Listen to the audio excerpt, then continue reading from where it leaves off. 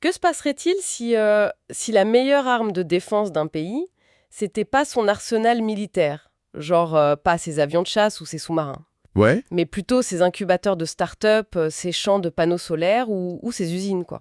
c'est une excellente question et c'est exactement ce qu'on va regarder aujourd'hui en fait. Voilà, aujourd'hui on plonge dans des documents d'analyse géopolitique qui défient complètement la manière dont on perçoit la puissance d'une nation d'habitude. Tout à fait. On a rassemblé pas mal de textes, des projections financières, des notes stratégiques qui examinent la trajectoire actuelle de l'Algérie.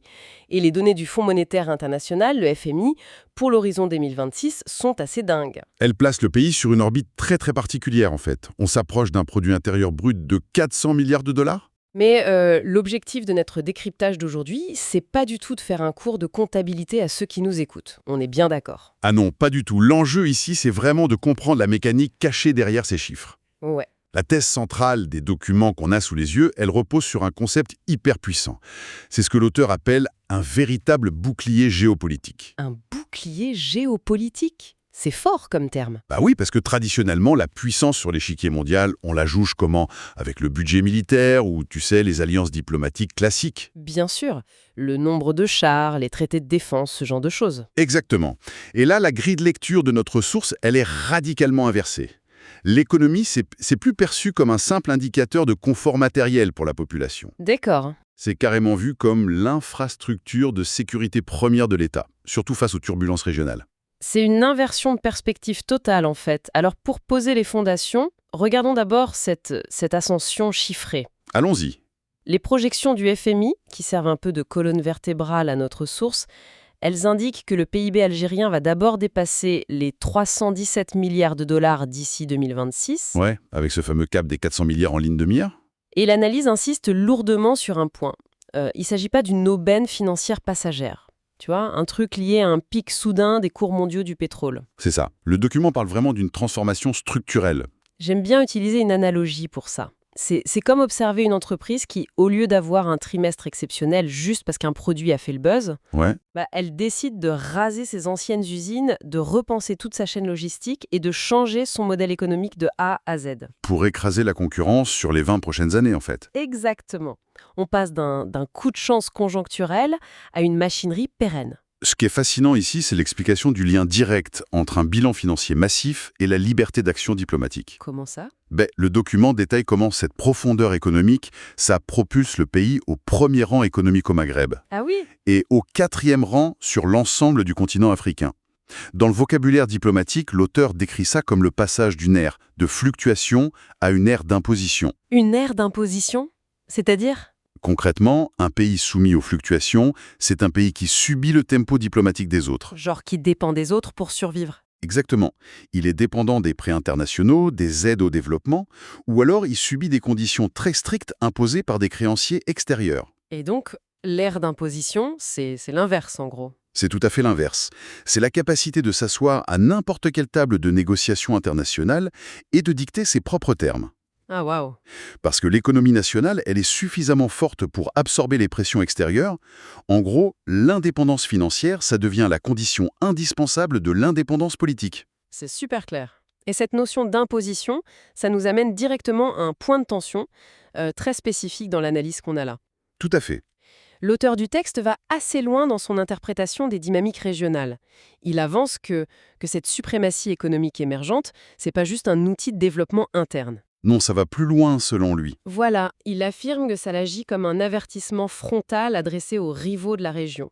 Le texte désigne d'ailleurs explicitement le Macsen. Oui. Et il souligne que, selon sa propre grille de lecture, bien sûr, l'équilibre des pouvoirs a définitivement basculé en faveur de l'État qui détient cette fameuse profondeur économique. Il faut bien préciser ici qu'on rapporte strictement la perspective de l'auteur.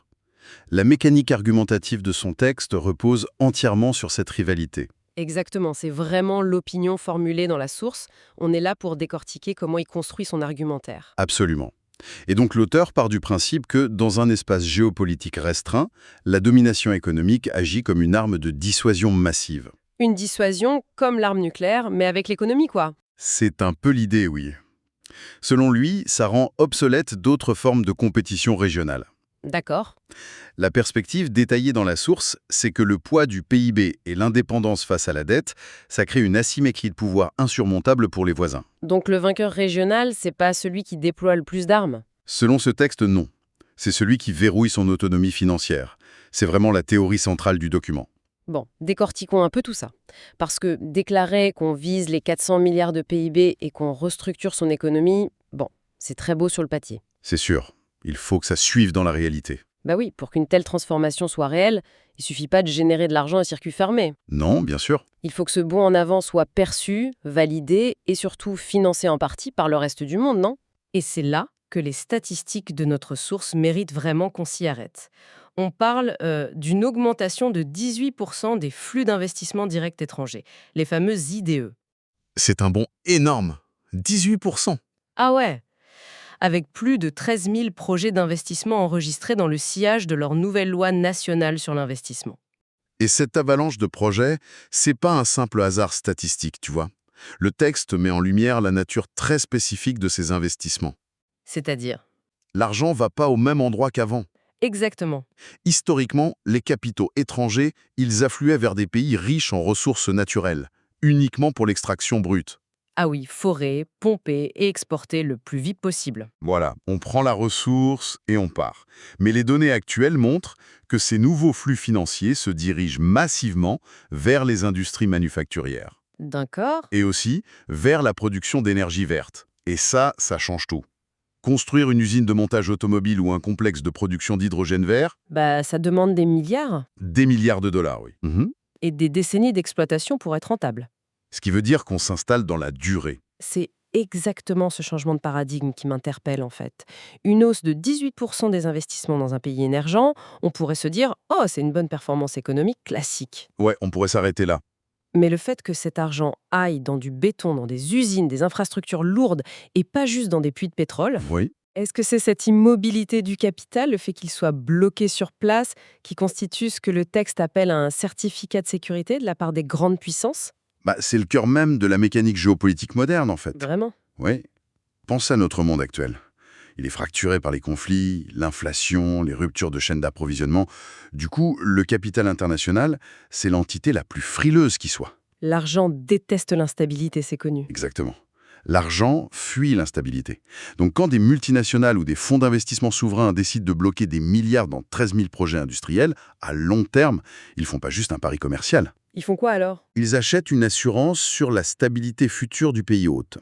Les grandes puissances économiques qui soutiennent ces investissements vont naturellement aligner leur diplomatie pour protéger leurs propres intérêts financiers. Ah, je comprends mieux, c'est hyper malin. C'est ça, le fameux certificat de sécurité dont parle l'auteur.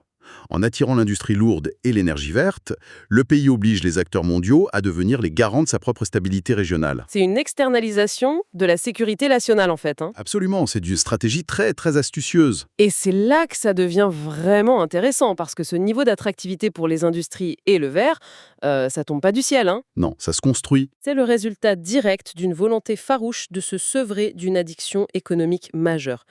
La source détaille la stratégie du pays pour se libérer de sa dépendance historique aux hydrocarbures. Et c'est une sacrée dépendance. C'est clair.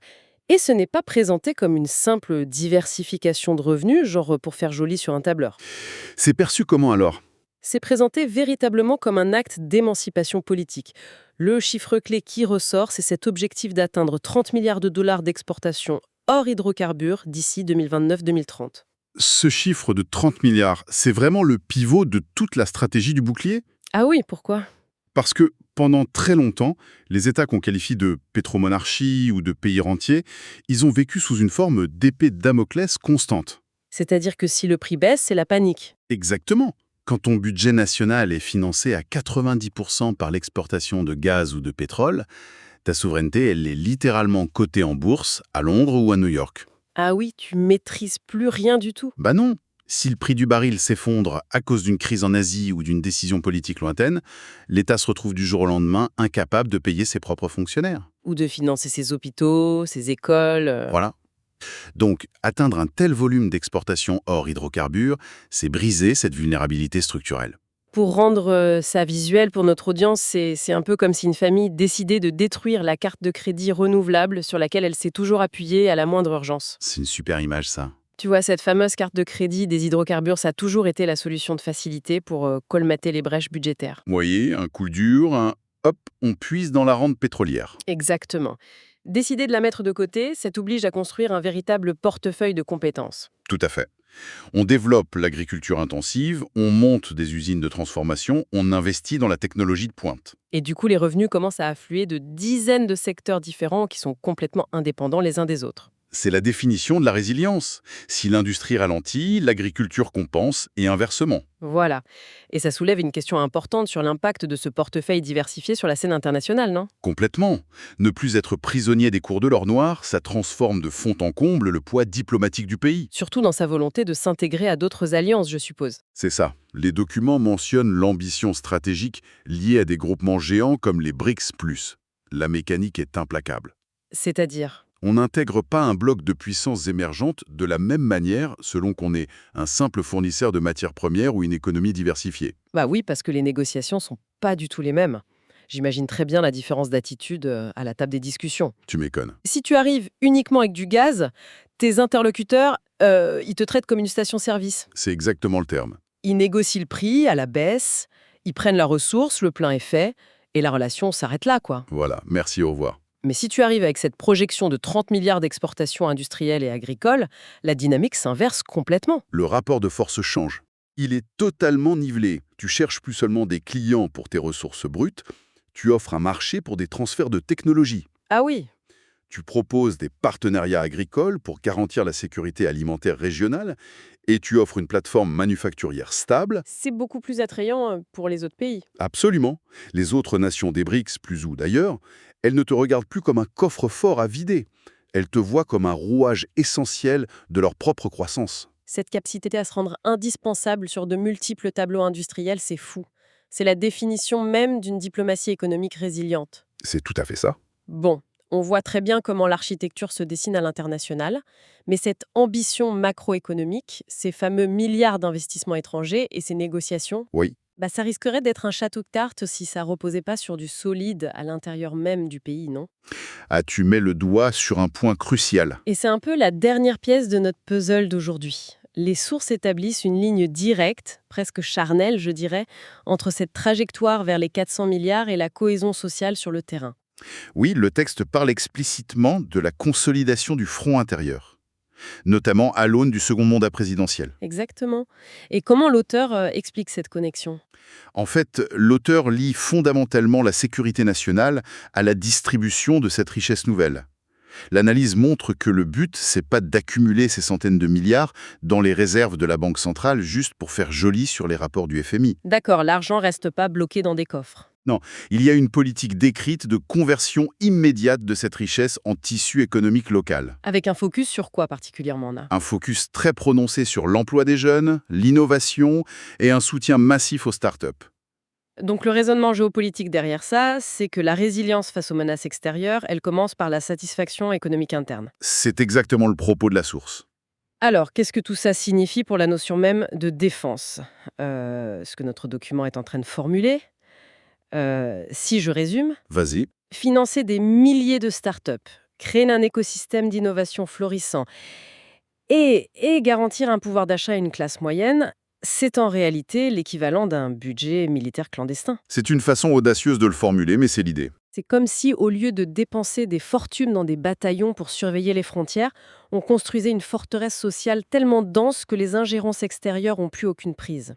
Si on relie ça à la vue d'ensemble de la région, l'argument prend vraiment tout son sens. C'est vrai que la région est compliquée. Le contexte géopolitique immédiat, c'est la zone sahélienne au sud et le bassin méditerranéen au nord.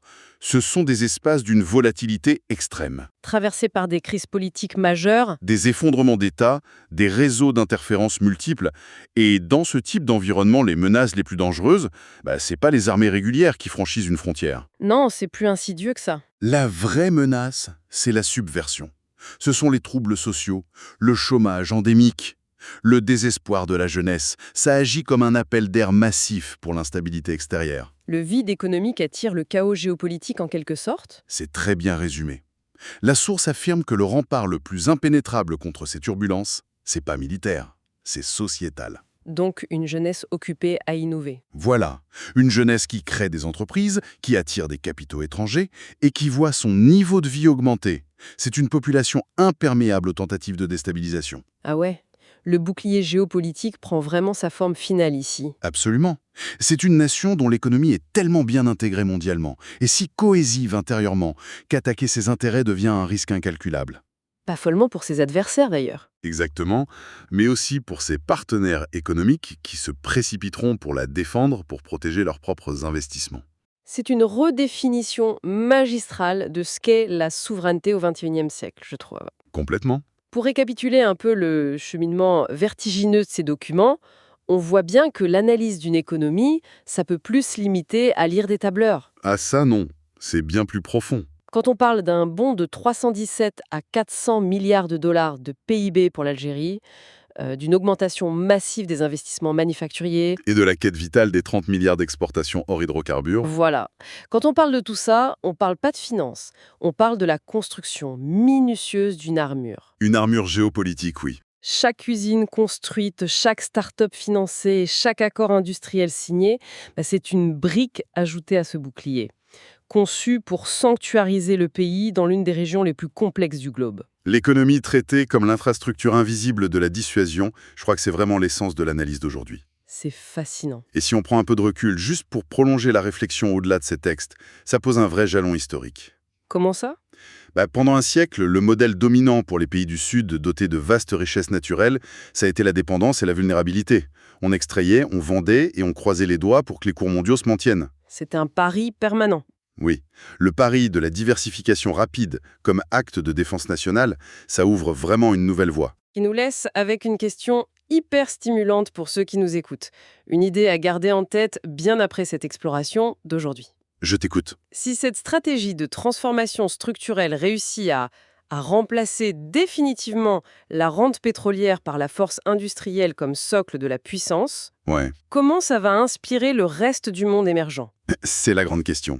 Est-ce que ce modèle du bouclier géopolitique par la diversification et la Startup Nation, ça pourrait devenir le nouveau manuel de survie imposé à toutes les nations riches en ressources dans les décennies à venir? C'est très possible. Ce n'est plus juste une question de richesse, c'est vraiment devenu une question de survie diplomatique. Une réflexion de fond qui risque de bousculer pas mal d'idées reçues. Merci à tous d'avoir suivi ce décryptage avec nous.